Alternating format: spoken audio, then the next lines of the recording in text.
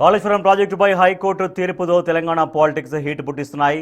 నిజం నిలకడగా తెలుస్తుందనడానికి హైకోర్టు తీర్పు నిదర్శనమని బీఆర్ఎస్ వర్కింగ్ ప్రెసిడెంట్ కేటీఆర్ చెప్పారు. కాళేశ్వరం ప్రాజెక్టు ద్వారా పండుతున్న ప్రతి పంట పొలం కేసీఆర్ చేసిన కృషిని గుర్తు చేస్తుందని, ఎన్ని కమిషన్లు వేసినా ఆ నిజాన్ని మార్చలేరని ధీమా వ్యక్తం చేశారు. పీసీ ఘోష్ కమిషన్ కాదు, అది పీసీసీ కమిషన్ అని తాను ఆనాడే చెప్పానని కేటీఆర్ ఎద్దేవా చేశారు. మరోవైపు మంత్రి పొంగులేటి శ్రీనివాసరెడ్డి బీఆర్ఎస్ నేతలకు గట్టి కౌంటర్ ఇచ్చారు. హైకోర్టు ఇచ్చింది కేవలం ప్రాథమిక ఆదేశాలు మాత్రమేనని, తీర్పును తప్పుగా అర్థం చేసుకుని సంబరాలు చేసుకోవద్దని హెచ్చరించారు. 1,00,000 కోట్లు కొల్లగొట్టిన దోషులు ఎంతటి వారైనా సరే జైలుకు వెళ్లక తప్పదని పొంగులేటి సంచలన వ్యాఖ్యలు చేశారు.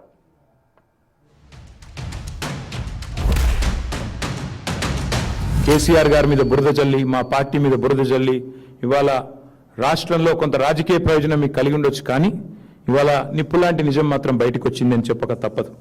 అట్లాగే న్యాయస్థానాలు కూడా ఇవాళ ఒక విషయం రుజువు చేశాయి. ప్రభుత్వాలు ఏమనుకున్నా రాజ్యాంగానికి చట్టానికి వ్యతిరేకంగా ఎవరు తప్పుడు పని చేసినా ఊరుకోము అనేది ఇవాళ రాష్ట్ర హైకోర్టు తీర్పు ద్వారా స్పష్టంగా వెల్లడయింది. అట్లాగే ఒకటి మాత్రం వాస్తవం, ఇవాళ ఆయన ఎవరిని తెచ్చినా, రేవంత్ రెడ్డి ఎవరిని తెచ్చి ఈ కేసులో వాదింపజేసినా, ఎన్ని కమిషన్లు వేసి కుట్రలు చేసినా, ఎంత అబద్ధాన్ని నిజంగా నమ్మించే ప్రయత్నం చేసినా ఇవాళ తెలంగాణలో పారుతున్న ప్రతి నీటి బొట్టు కేసీఆర్ గారి గొప్పతనానికి సాక్ష్యం అని స్పష్టంగా చెప్పక తప్పదు.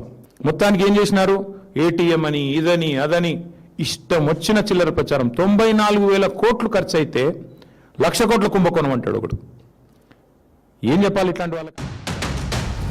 1,00,000 కోట్లు ఎవరైతే కొల్లగొట్టారో, కొల్లగొట్టిన దాంట్లో ప్రధాన పాత్రదారులు, సూత్రధారులు ఎవరైతే ఉన్నారో వారు రాష్ట్రంలో ఆనరబుల్ హైకోర్టుని అప్రోచ్ అయితే, ఈ ఆనరబుల్ హైకోర్టు ఈరోజు జడ్జిమెంట్ ఇవ్వడం జరిగింది. ప్రాథమికంగా ఉన్న ఆధారాల ప్రకారం ఇంకా డీటెయిల్ జడ్జిమెంట్ రావాల్సి ఉంది, అప్పుడు పూర్తిగా స్పందిస్తాం.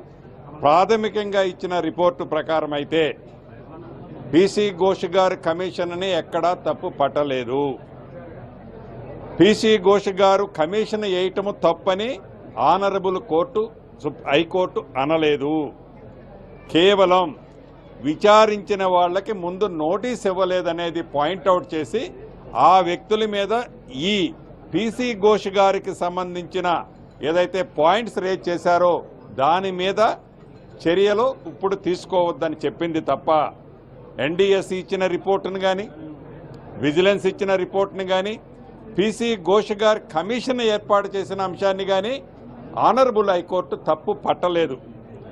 కానీ ఏదైతే సంబరాలు జరుపుకోవాలని తాపత్రయపడుతున్న, సంబరాలు జరుపుకుంటున్నాము, మాది ఏది మాకు న్యాయం జరిగింది అని భుజాలు ఎగరేస్తున్న వారు ఎవరైతే ఉన్నారో వారు ఇంకా డీటెయిల్గా రిపోర్టు చదివితే వారికి అర్థమైంది.